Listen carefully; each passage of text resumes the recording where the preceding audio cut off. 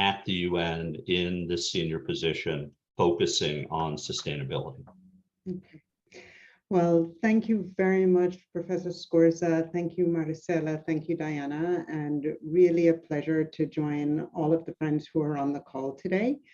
And I hope we have sort of a good, back and forth this evening in terms of the questions and answers and just the dialogue we're about to have.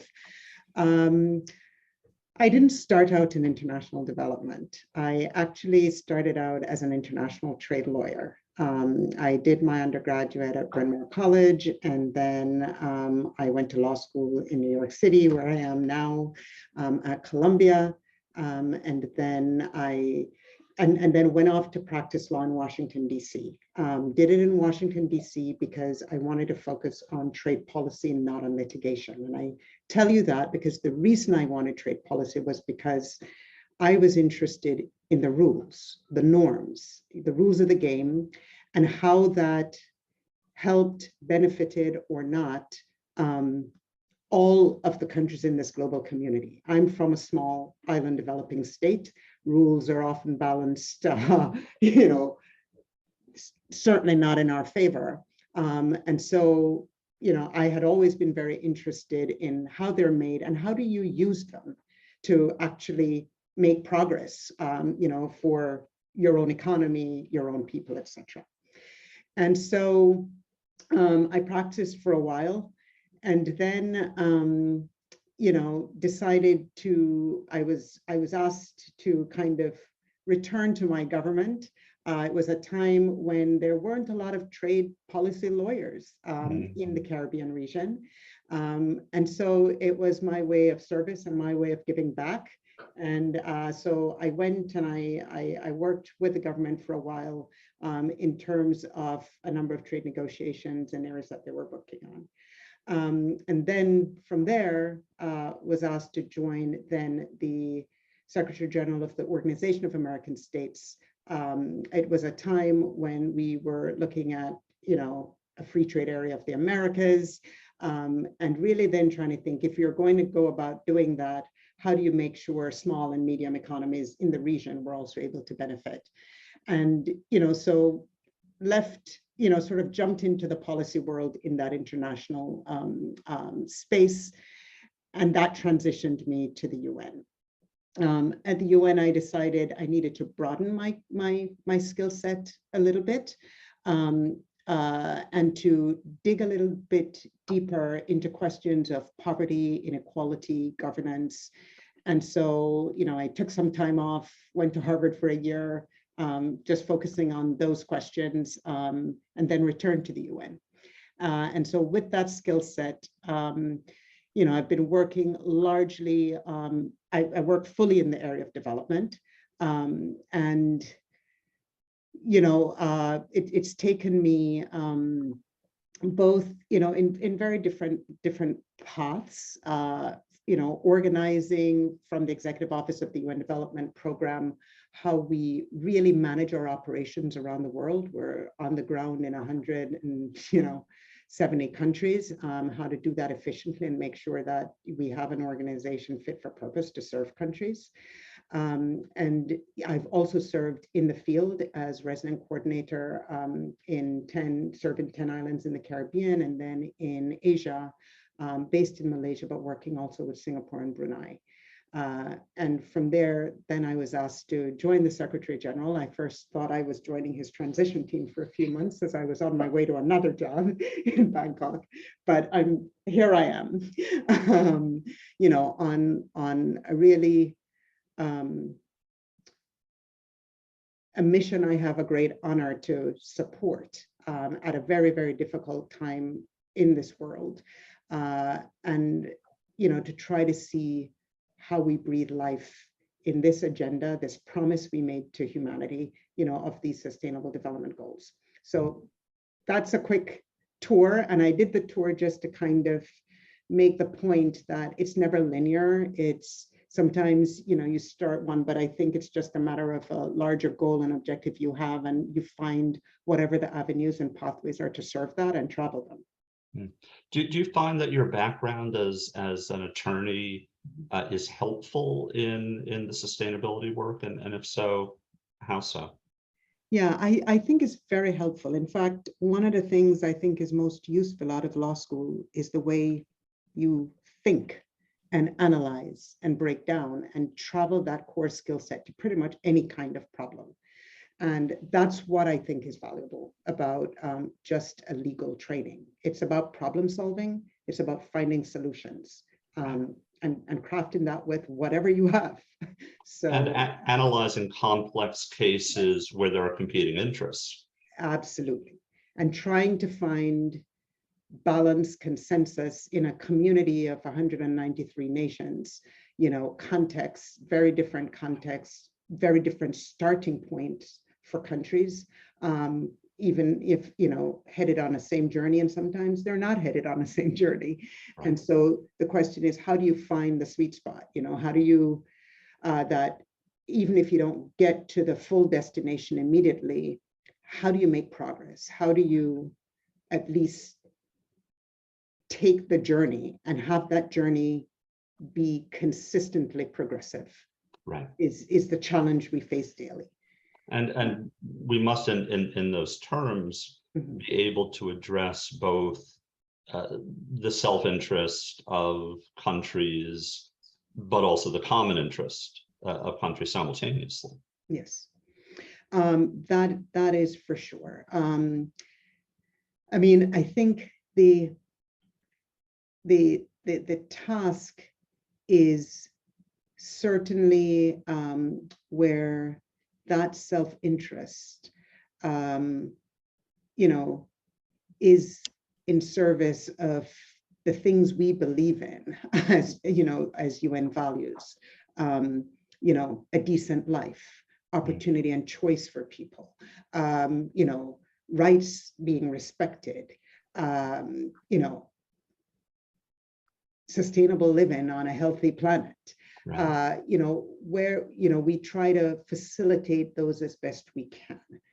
Where they're competing is to try to engage that discourse in a way that, hopefully, because these are shared values in a global community, hopefully we can move in that direction with everyone. Let's try to get a little bit more concrete, and I guess it's my fault as a philosophy professor that I tend to wax philosophical.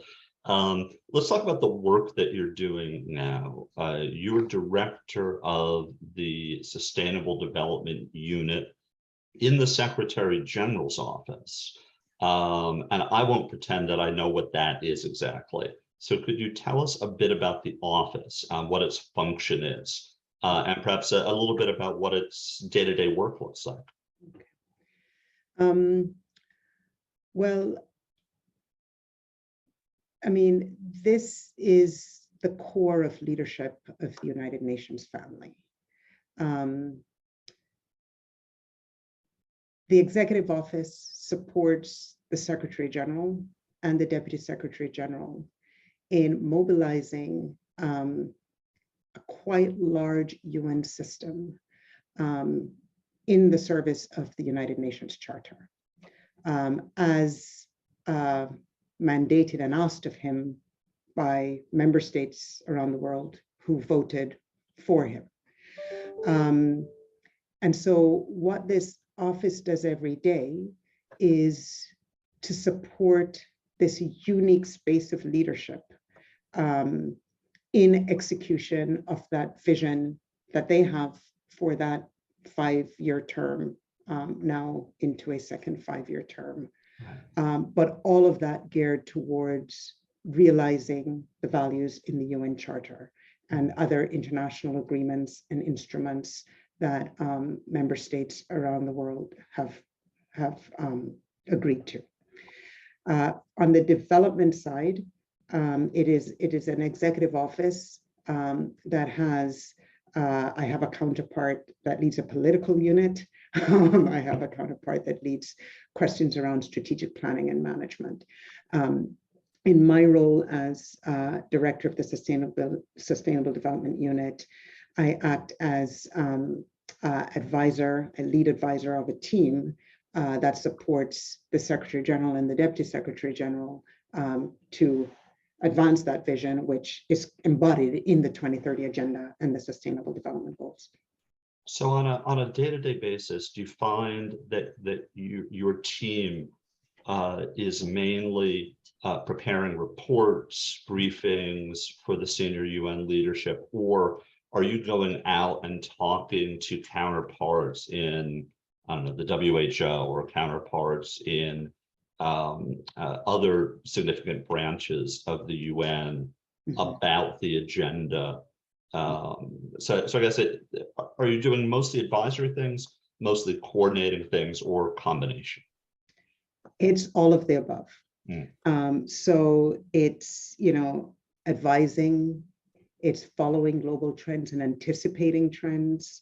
And importantly, because this is an executive office, it is about being an arrowhead for a system and getting a system behind you. And in that kind of strategic direction, arrowhead leadership kind of role, then yes, there's a lot of engagement with the principals, the heads of the various organizations across the system, the technical policy leads of all of these entities across the system, both to kind of have the Secretary General's vision drive the direction, but also for them to shape, because that technical repository is in many institutions, and that's the value of the UN. It's both its breadth and its depth. And this is a small, lean team that is very clear about supporting strategic leadership and direction, not building parallel processes, but really making sure that there's clarity of purpose, and that as best as we can to unite 44 or so agencies behind that to deliver an agenda. Thank you. Before we try to get even more concrete, I'd like to invite our participants, as they like, to put questions into the chat, and we'll be turning to those questions a little bit later in the evening. Michelle, I think that all of us probably are familiar with the UN Sustainable Development Goals, and those sort of very iconic symbols. I'm just going to put them up on the screen just for a few minutes to refresh everyone's memory about both the extent and also the seriousness of the questions and issues on the UN Sustainable Development Agenda. We're now in 2022. The goals were adopted by the UN in 2015.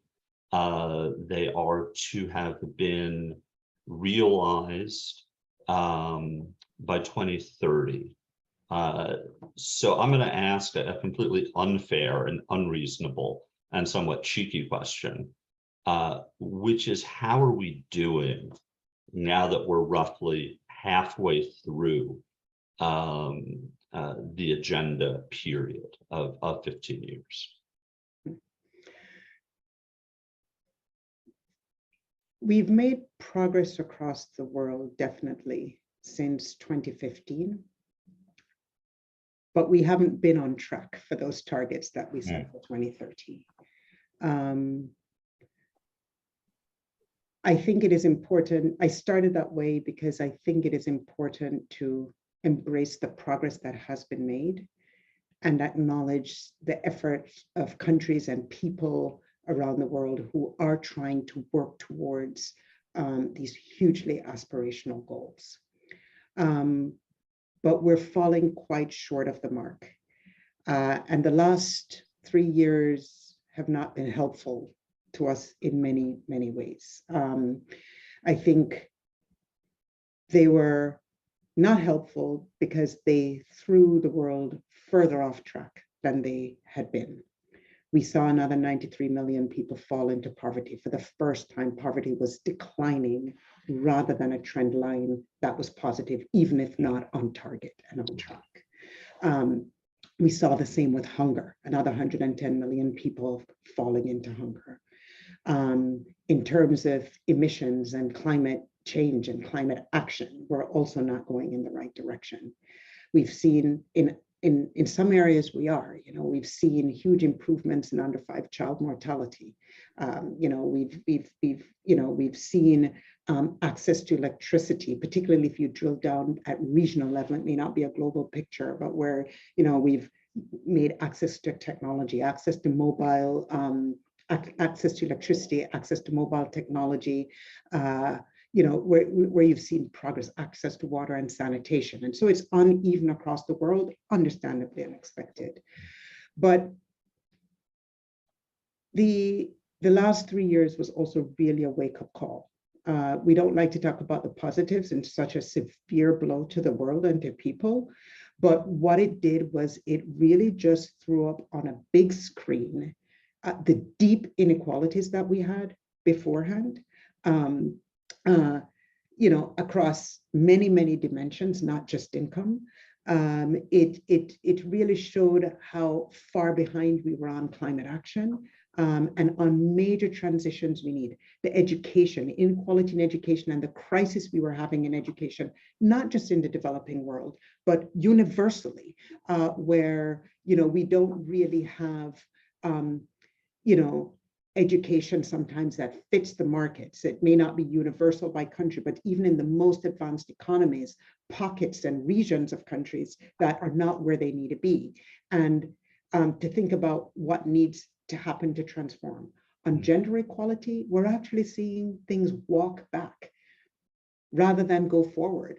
And on questions on things like violence against women, an explosion in the percentage of thousands in many, many countries across the world, including in the advanced economies, which just says there's some deep-seated structural issues that need to be worked on, and they need to be worked on with intensity and deliberateness. And there needs to be also a relook at the means to enable countries to be able to invest in the achievement of goals like this. There needs to be a relook at the economic and the financial architecture, and whether that is serving, that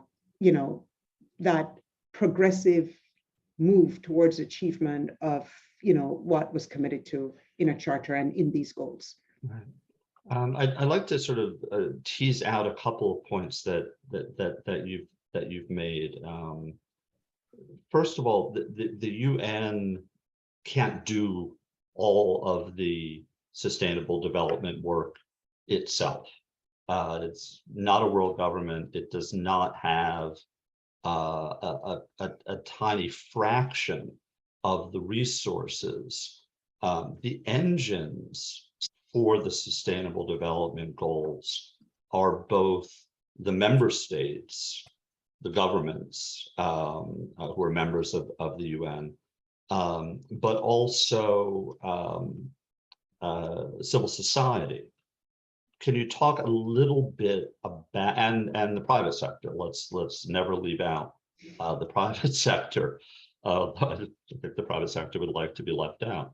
How does the UN maneuver in an environment in which real progress depends on 190 something countries, tens of thousands of private companies and civil society organizations? Yeah, I think to start with your point, this is an agenda for everyone. And so then your specific question of then, how do we get everyone behind it? On the bus, or at least behind the bus pushing. Yeah. Yes. Yes. So I think, a huge part of it was the awareness building, and this was done in, the early years. I mean, we still need to continue to do that, I think, to the very end, because there are there are many, many parts of the world where how the goals land actually in societies and in people's lives, people don't quite understand it. So there is that. This is clearly a multi-stakeholder project where we have to build movements and mobilize citizens and people, because they're huge instruments of accountability as well as of setting ambition and targets. And at the end of the day, as you say, these are national governments that have the responsibility to deliver these goals. The UN as institutions, we accompany a process. We accompany a process with governments, with business sector, with civil society. And so it is necessary to, we have extensive engagements with the private sector at all levels. We work with CEOs, we work with CFOs, we work with sustainability officers, we work with small and medium enterprises in trying to also urge them to see the value of these goals, including in their business, in terms of their business objectives, and also what it means for them to be able to do good and do well, and what that requires in the change in their business models and the way, in the way they engage in labor markets, in the way they engage in the wider economy to make sure that we achieve these goals. Yesterday morning, we started with a group of CEOs, from around the world. The Secretary General has pulled together an alliance of, the UN, we have so many acronyms, but it's the Global Investors for Sustainable Development, and pulled them together. We're going to judge you, by the way. No, but I say that because I think also part of the awareness is to not speak UNese and to speak English for normal people. So that actually everybody— I think we offer a course in that, but come back to that later. So, I mean, the civil society component is important. We just had in the UN General Assembly that just passed a major summit on transforming education. Acknowledging the huge, we talked about the crisis before, but then building on that, the huge setbacks from the last 3 years, the learning poverty, but to go beyond that, we have to recover those losses. Some countries, people are never even on the bus to recover those losses. They need to actually be brought into education. And at the same time, we need to move everybody forward in transforming an education fit for a future, fit for 25 years out. And what does that look like? Putting something like that together under the leadership of the Secretary General took, and this was record time because it's a huge movement, 7 months of mobilizing young people. Over 7 million young people from around the world who actively engaged, led multi-stakeholder processes with private sector and with governments as young people. It meant mobilizing the private sector and foundations and governments and trying to pull that all into framing out a vision that we hope with the summit of the future that is to happen in 2024, we can continue that work with them to refine that into something that can be the end of a negotiated and consensus document, but that what shapes that actually brings all of the relevant constituencies and stakeholders to the table in a way it's not normally done in the UN. I think one of the key efforts, that we work on is also the reform of the way the UN works and engages, and recognizing the changed global landscape, the multipolarity of the world, the fact that we need a multilateralism that is much more networked and that brings in voices and unusual voices into the conversation if we're going to actually meet the needs of people and do so in a different and more impactful way. Right. One of my colleagues likes to remind us that the UN is a club and that I'm not a member of it.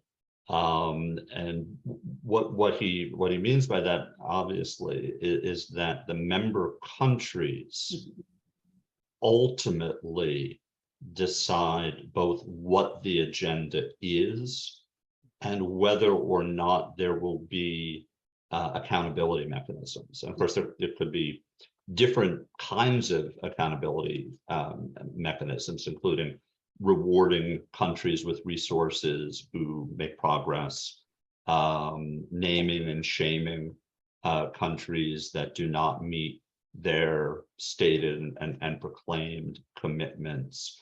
What is your thinking about both the appropriate role of the UN in attempting to make member states accountable, and what mechanisms appropriately are at the disposal of the Secretary General or any part of the system to do so?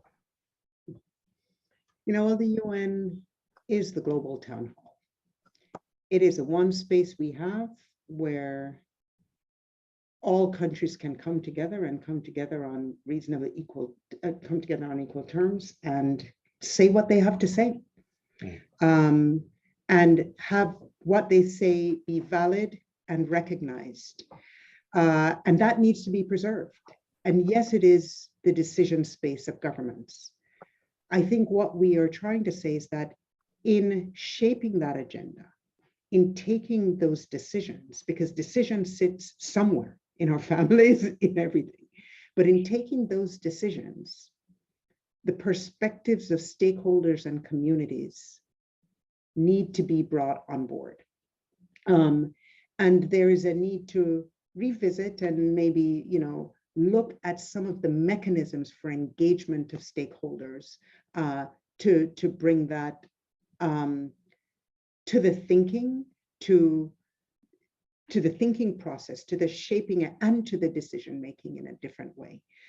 This is something that needs to evolve with also the changing global landscape that we have, and the fact that it is a very different world from 1945.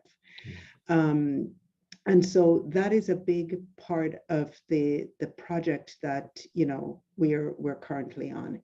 It's not easy. In terms of your question about accountability,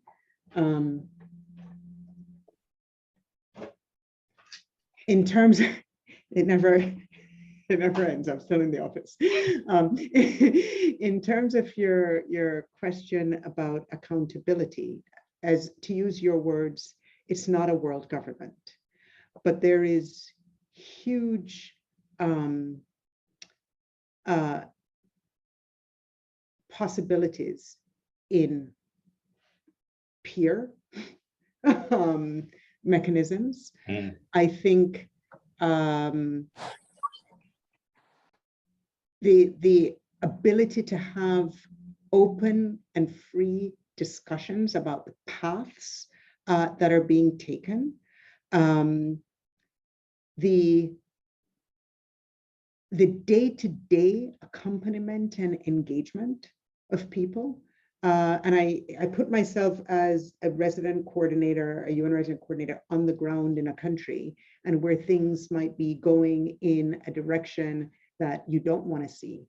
And I think it is a fine balancing act of continually pushing them forward on the positives, but being very frank and clear on where the shortcomings and where the gaps are.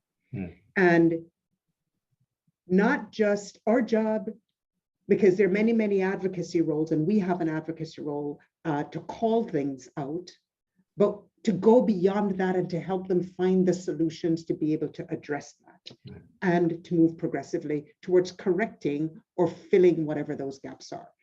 And to do that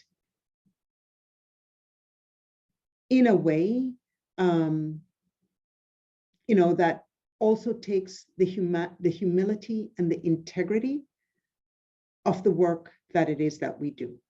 Because even some of the most challenged countries have also made huge efforts in positive ways.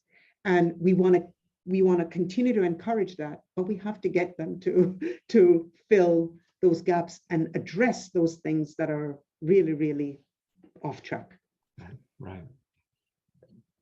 Hanging on to the question of accountability just for a minute longer, and before I ask my next question, to our participants, please put your own questions in the chat so we can call on you at the appropriate juncture.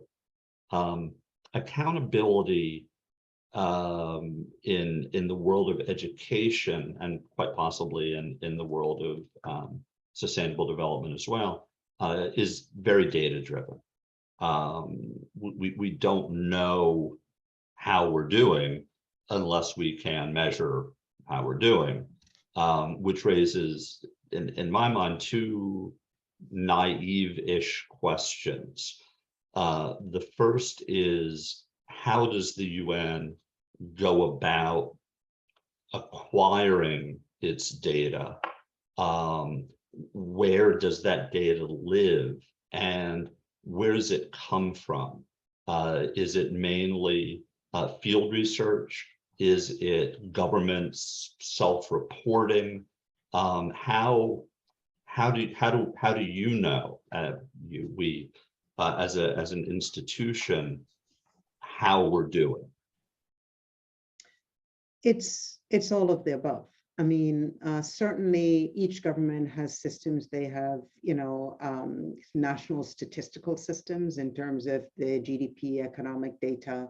The data is submitted to the UN. They go through a process, for them to be officialized, and then that official data that is unquestioned by governments is what is actually then used. And it's the same data, UN data, that is used by the World Bank, that is used by the IMF. There is also generation of data, where the UN organizations will generate data by doing field work, et cetera, because there are gaps that you may not have in the official statistics. I mean, we have various projects on the ground. I think of, in one country I was in where you really wanted to try to understand the question of,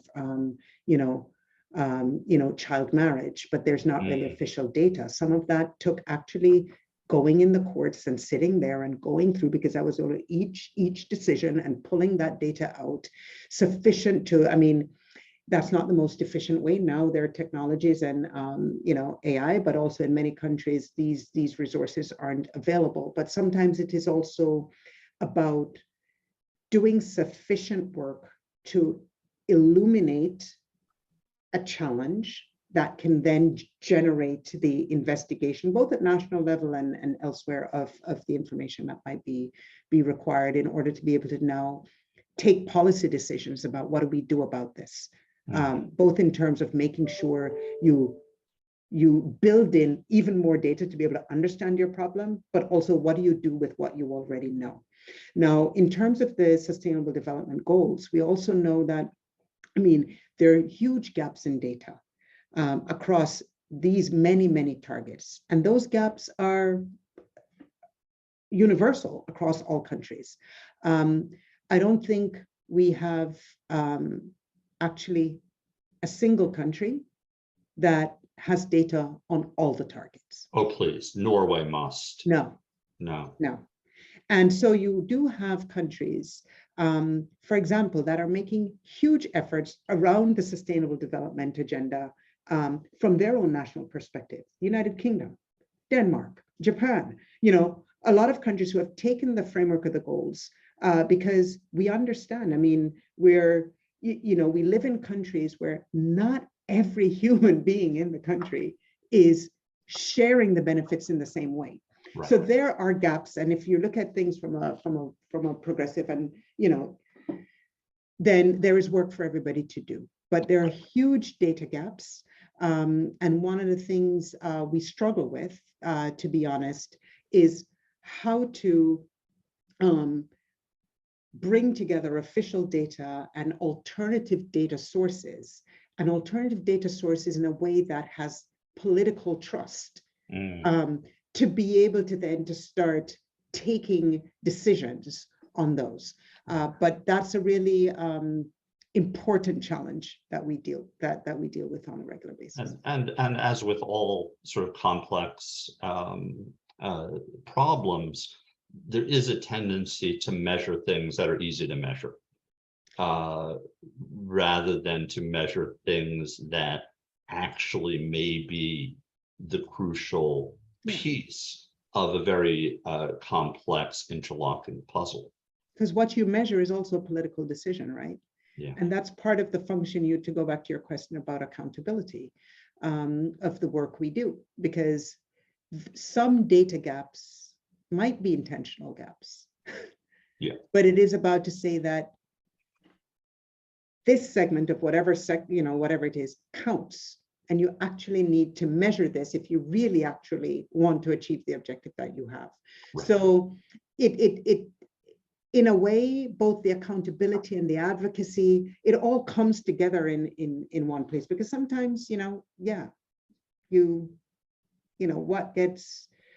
what counts is what gets measured.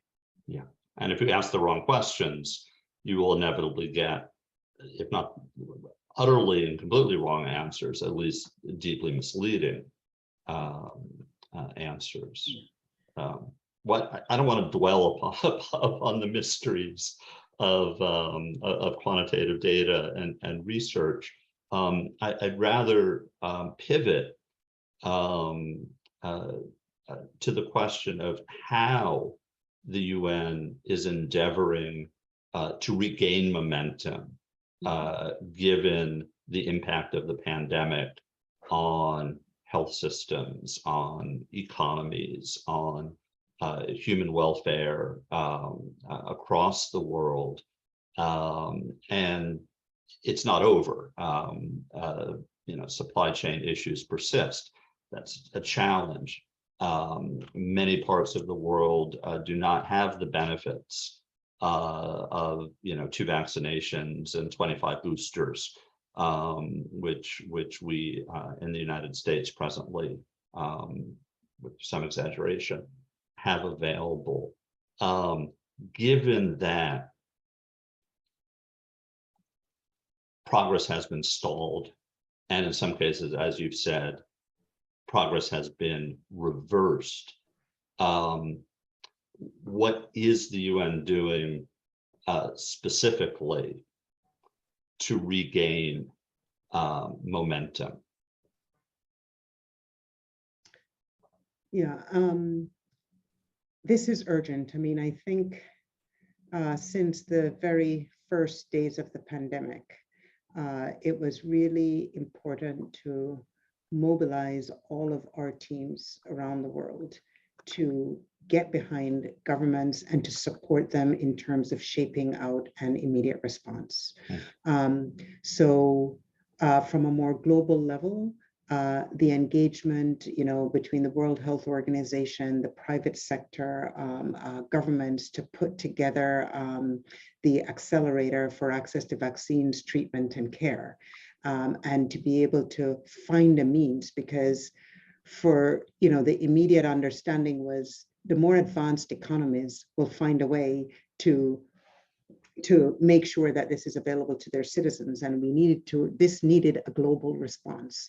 And it was the leadership and the push of the UN to make sure that we quickly moved to work to try to find a system in place that would ensure that we could get vaccines out to the rest of the world.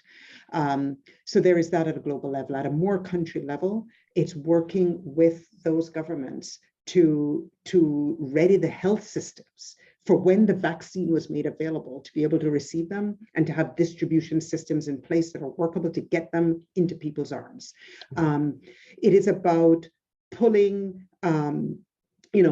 the various ministries together around the economic response and the social protection mechanisms that needed to be there to catch people as all of this was unfolding. So, I mean, as we go forward and with the setbacks, we now understand that there is a huge need. We were already off track before, as I said, and we really need to be on a mission to rescue these goals. I think the agenda, the Sustainable Development Goals, we've said cannot be done only by governments. We need a huge lift from private sector. We need a huge lift from public development banks, from the IMF and the World Bank to the regional development banks to the national development banks in country. And so one of the pushes, the annual meetings of the World Bank and the IMF are ongoing now. I'm heading to Washington tomorrow. And a big piece of this is to also, through the leadership of the Secretary General, to also try and push these institutions beyond their comfort zones. You know, from the very start of this pandemic, the Secretary General said we need 10% of global GDP to make sure that the rest of the world, they're able to have a kind of response that catches people. Right. That's not, it sounds a lot. It's what, 10 trillion, it's not a lot. The advanced economies mobilized 19 trillion for the advanced economies. So the question is, so it's this kind of advocacy that's necessary. The push on the multilateral development banks to say, you're leveraging, you need, this is not about the billions or the millions you allocate. It is about the multiplier of your billions and millions to lift an agenda that we can't lift alone.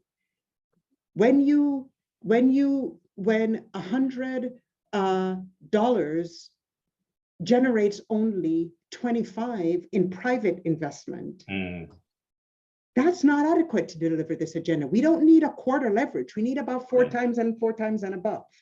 So it's this kind of advocacy, this kind of push. Also, where necessary, putting the mechanisms in place that bring the necessary actors together. You know, we've had quite a challenge, as I mean, the consequences of also the war in Ukraine on food, energy, on finance. The efforts of the Secretary General with parties that are not at a peace table yet, but to get agreement around an initiative to get the grain out of Ukraine, out of Russia, so that food prices can begin to moderate, not just for you and me at our table, but for the many, many humanitarian situations where we can't multiply by 10 and 20 times what we need to actually save people from famine. So these are just kind of nuggets and examples about the many different ways in which the UN engages, interacts, whether it's global, regional, or country level, and on all aspects. One of the challenges we have is that, you know, many times the media will project the UN solely in an environment of peace and security and humanitarian situations. But when you take an agenda of the Sustainable Development Goals, which also bring in the humanitarian context and the peace context, this is about where are the rules on autonomous vehicles coming from? How do we make sure that there's money transfer when there is a, you know, a climate disaster, you know, and you need to get money wired into people so that they have a chance at, you know, livelihoods, sanitation, water, energy, shaping of those transitions from, you know, brown to green in terms of energy. So it just touches human life in many, many ways on a daily basis.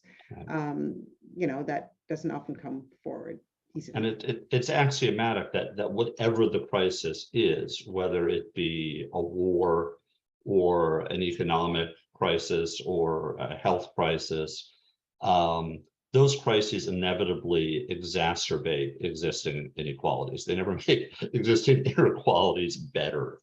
Yes. And you know, this suggests to me that the concept of resilience of global systems needs to be considered as part of the package of what we mean by a sustainable future, right? It's theoretically is built into the idea of sustainable, meaning you can carry it on. To what extent is resilience of global systems part of the conversation right now at the UN? It's at the center of it: resilience, sustainability, inclusion. Mm. This actually captures the heart of it.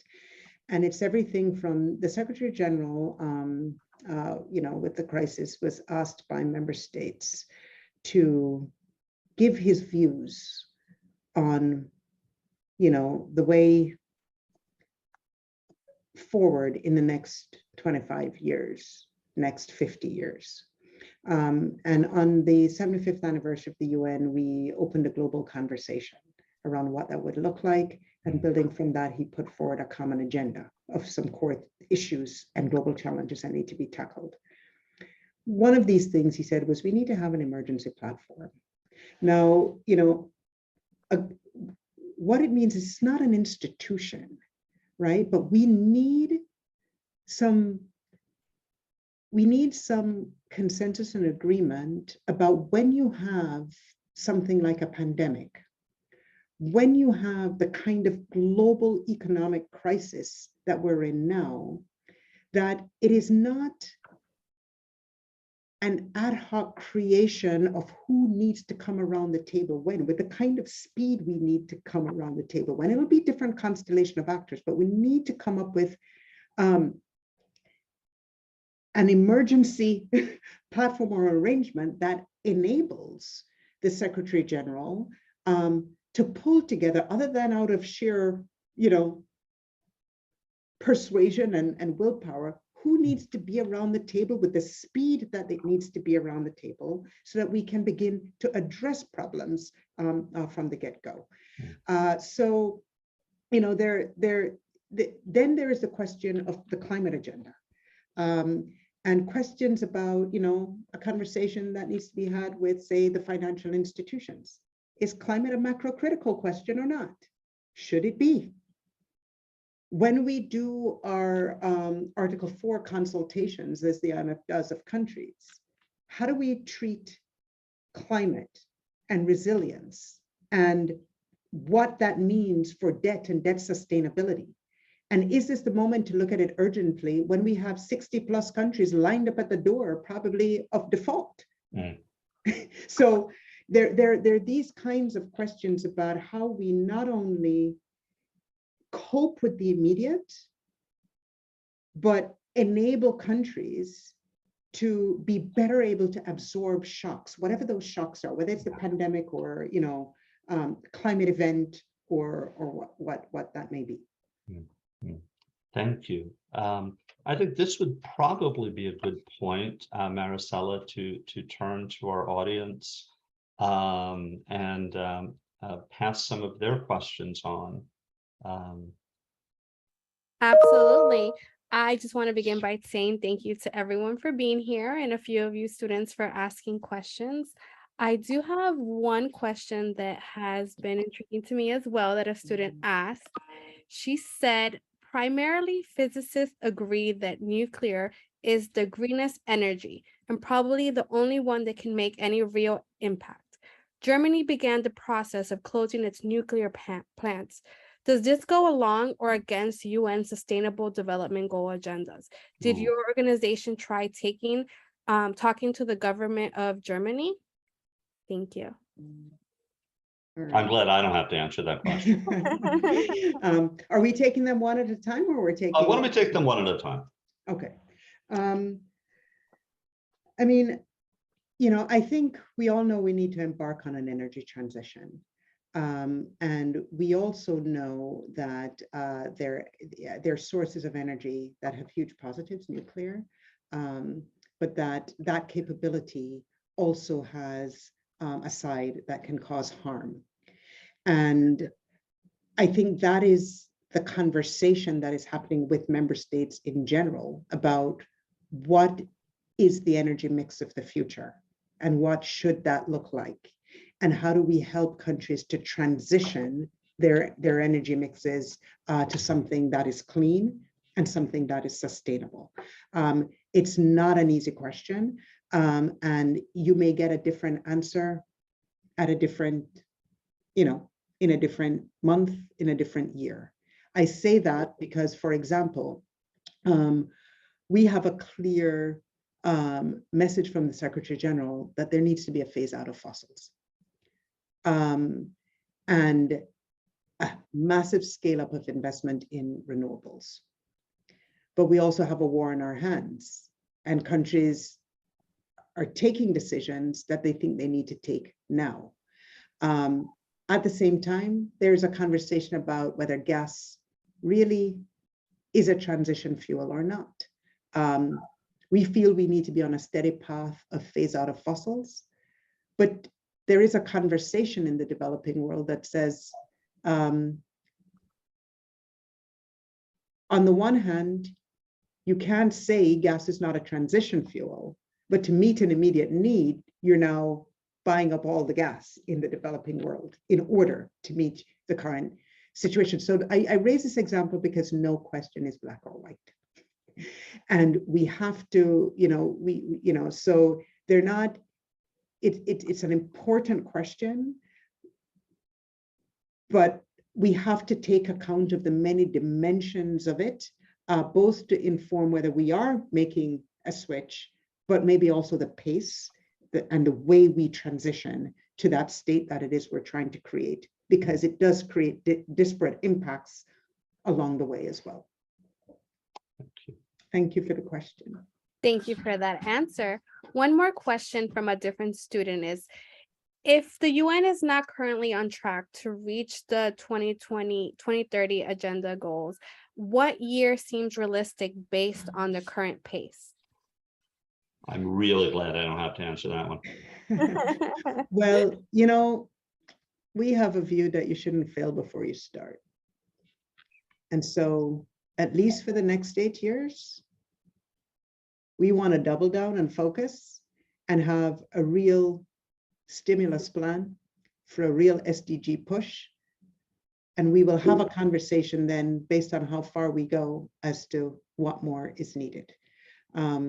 One of the things the Secretary General made an ask of the major economies today, for just that, an SDG stimulus that comes with many of the things I've talked about today.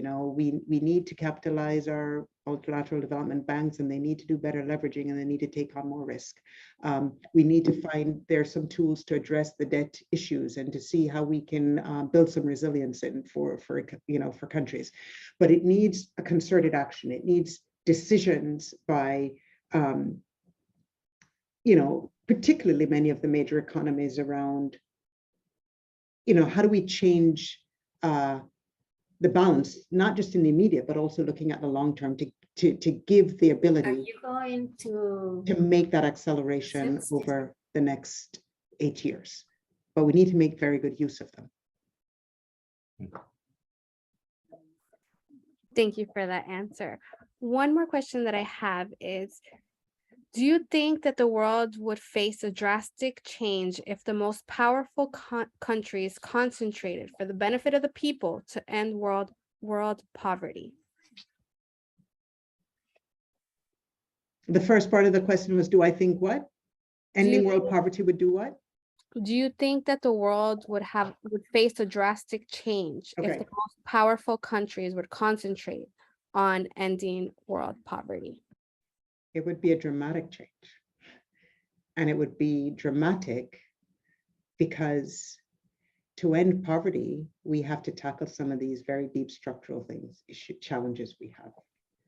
We have to have a common understanding that everybody deserves progress, that everybody deserves opportunity and choice, and that, the way the economy maybe needs to revisit some of the fundamentals on which it is built to be able to deliver prosperity in a more even way. So yes, I think if we were focusing on ending poverty, because poverty is an outcome of many of these imbalances, of the governance, of the economic model, of our sense of what is, who deserves to be included. I mean, every human being should be included.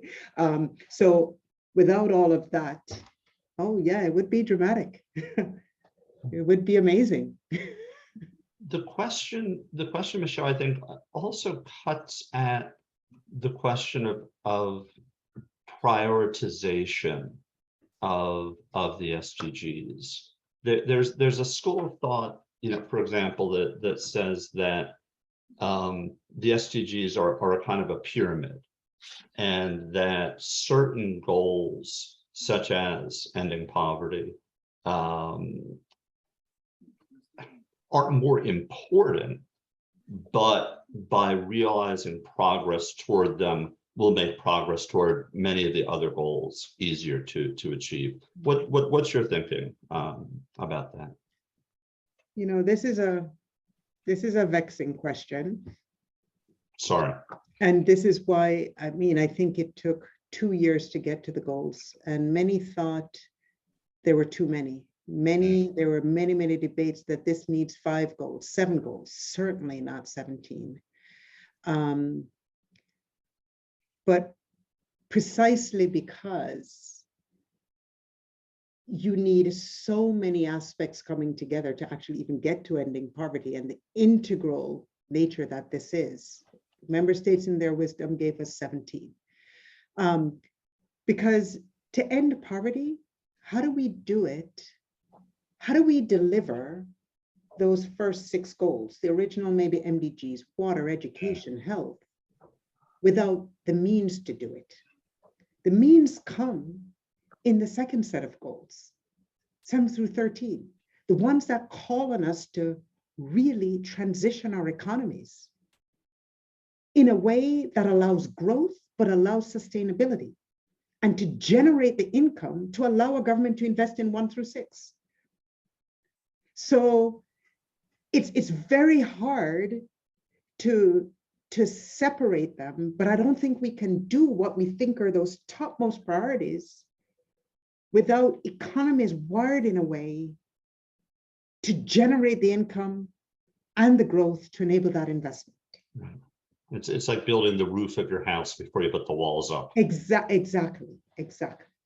And that's what makes it so complicated. And the challenge we have to go back to the very beginning of this conversation is how to communicate this directly and simply. Because I'll tell you from being on the ground, when the problems in your country are so many, and your fiscal space is narrow, and you're making choices about what button do I press that can radiate across the 17, that algorithm sometimes is so daunting that what we have to try to guard against is not this is oh so complicated, I can't think about it, let me go to business as usual. But how do we help to deal with complexity, because the complexity isn't going to go away.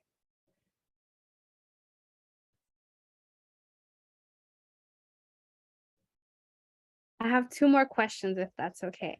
Yes. All right, one of the questions is from a professor. Is the UN working with higher education institutions on achieving the Sustainable Development Goals? Future leaders are in the process of receiving an education that will prepare them for leadership position. The higher education students are our future leaders. Fundamental question. And yes, there is an initiative called Academic Impact, in which we have many institutions of higher learning. But we also do very targeted outreach. We're working with many business schools. We're working with many public policy schools, because these questions for the future, and to begin that interrogation and that grappling with these challenges, absolutely. I mean, you will find the solutions to many of the problems that have been created, but it's fundamentally important that academia is as important in this equation as the business sector is and as civil society is. Hugely, hugely important, yes. And I would be remiss if I did not tell our students that Fairleigh Dickinson was the founding member of the UN Academic Impact Yes. Initiative. And I would encourage you to go to the UN Academic Impact website. There are all sorts of opportunities for learning and volunteering and getting engaged that are designed for university students.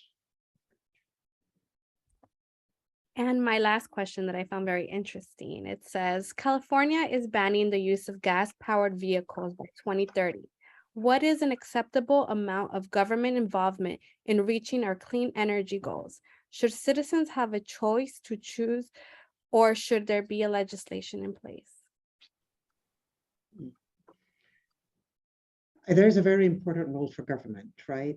Government sends signals just like the market sends signals. And government creates space and to enable the actions that we need to do. So it is absolutely vital that in responding to the science, that we are taking decisions, whether they're business decisions, the political decisions, that it is grounded in fact and objective fact and in the science to take us forward. And so I feel like on a question like that, I mean, we know what it takes to get to a net zero world by 2050, that we have to change. There is no choice in this, but there is the room for dialogue on how we get there. And for that dialogue to happen in societies and to inform the decisions and pathways. One of the keys is we know we have to make these transitions, but these transitions have to be just. I started out by saying I'm a trade lawyer, you know, by trading at the core. And this is not the first transition. We transitioned out of steel. We transitioned out of many, many other things.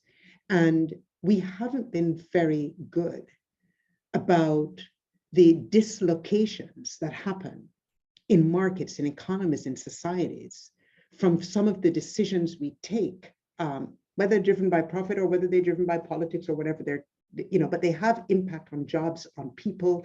And this has to be a very important feature of this energy transition, the digital transition, the transition we need to be making in food systems and how we govern our lives. And it's for that reason as well. And because we haven't been so good, if you look at the WTO and you know, many of the trade arrangements and decisions that have been taken, why on this, our common agenda for the future that the Secretary General presented, another important proposal there was for a global accelerator on jobs and social protection, in order to ensure that we have a just transition that reskills, re-educates, you know, put people in a place where they're able to travel the direction, but we don't leave them on the wayside. That takes deliberate policy choice. Thank you. Before we end our evening together, I'd like to ask, perhaps on behalf of our students, perhaps just on behalf of myself, whether you have any advice for young people who are interested in doing the kind of work that you've come to do. What sorts of experiences, knowledge, skills should they be seeking while they're still at university to you know, best prepare them to be impactful? I think the data skills are going to be huge for the future. I was afraid you were going to say that. So, I mean, I think even for us here at the UN, you know, we know that we need to massively scale up on our data scientists and the data analytics, and the profiles in that range are really, really important. I think in terms of other core skills, because I think on top of that, you build any discipline precisely because we touch every aspect of, you know. Right. If you can do stats, you can do anything. right? But those core skills of data analytics, the ability, we talked about, does a law degree help? The analytical skills, the ability to deal with complexity, and to find pathways through it are absolutely vital, because it's not going to get any easier from here on out. And there are all these, I think the intercultural dimension is very important. I was really happy in terms of, I know this is a big emphasis of Fairleigh Dickinson, but the multidisciplinary skills and those intercultural skills in a world that is just smaller and smaller every day. And despite what we've seen with COVID, and that, we've had many discussions about reshoring and onshoring and regionalization, globalization will mutate, but it won't go anywhere.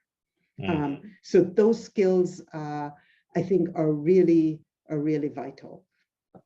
Thank you so much, and thank you for calling out FDU's academic commitment, both to intercultural understanding and also sustainability in the context of globalization. I think that we're coming just about up on our allocated time. If we were in real life, we could have a round of applause for Ms. Gyles-McDonnough. I hope that you will come and visit us on campus. We're just across the bridge. It takes no time at all to come from, I mean, depending on what time you go, let's be honest. And we would love to host you on campus very, very soon. So thank you so much. No, thank you. Thank you for that kind invitation. Thank you for your questions. I hope this was, helpful. I really enjoyed the conversation because, as you see, this is really hugely important to me. I'm quite passionate about it. But thank you so much, and have a good evening. Thank you. And Maricel, do we have any program notes that we'd like to give for upcoming events? For upcoming events, I have shared a couple, but I have 2 study abroad sessions coming up next week. And for any faculty and staff, I have a UN coffee hour that I would like to host if they're interested in learning more about how to get involved in opportunities with the United Nations. But other than that, I don't have anything scheduled until we get some RSVPs from other ambassadors. Those busy ambassadors. All right, then. But thank you so much, Ms. Gyles, for your time. I really appreciate it. I know the students really appreciate it. We will have a survey for the students, so I will email those out to have their opinion on how the event went as well. Okay. Thank you. And I wish you all great success in your academics. So thank you. I hope I get to meet you in the future. Well, bye-bye. Maybe I'll make it across the bridge. Have a good evening. Good night. Take good care. Bye-bye. Bye now.